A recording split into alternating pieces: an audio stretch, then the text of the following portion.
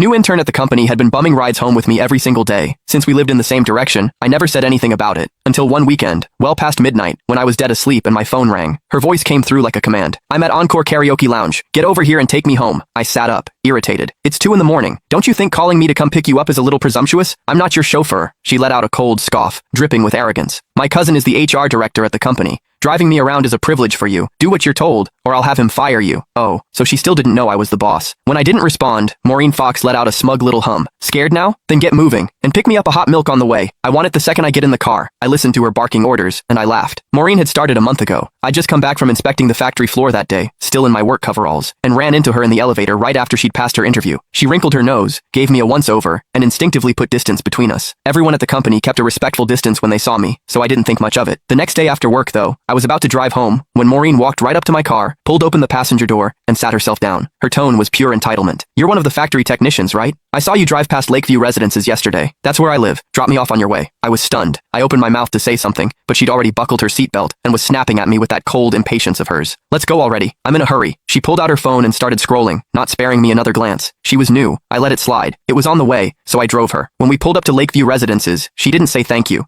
She just shoved the door shut and walked off without looking back. I thought that would be the end of it. It wasn't. From that day on, Maureen showed up in my passenger seat after work like clockwork. Never asked, never waited for an invitation. Before I could even object, she started making demands. "From now on, stop by my building in the mornings when you're heading in. Pick me up on the way. I hate the smell of smoke. I know it's your car, but no more smoking in it. I got down here 3 minutes before you today. Be faster next time. Don't make me wait. These seats are too hard. Bring a cushion for me tomorrow. Something soft. I don't like the color of this car. When you get a chance, wrap it in pink." Now I knew. Her cousin was the HR director. "Hello? Why aren't you saying anything? Are you on your way or not?" Maureen's impatient voice crackled through the phone again. I yawned. "No, I'm going back to sleep. Call yourself a cab." I hung up. Before I could even set the phone down, it rang again. Maureen again. "Are you out of your mind? You actually hung up on me? Do you have any idea that my cousin is sitting right next to me?" I replied lazily. "Oh, and?"